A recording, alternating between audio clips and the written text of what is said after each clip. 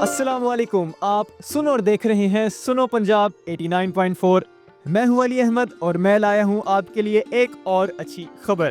سمندر پار پاکستانیوں کی وطن عزیز سے غیر متزلزل محبت اور اس کے لیے ہزاروں میل دور بیٹھ کر ان کی شبانہ روز محنت سے انکار ممکن نہیں۔ یہ لوگ قیمتی زر مبادلہ کما کر بلا ہیلو حجت اسے وطن عزیز بھیجتے ہیں، جو ان کے پیاروں کے ساتھ ساتھ قومی خزانے میں جا کر اس کے ذخائر بڑھانے میں مدد دیتا ہے۔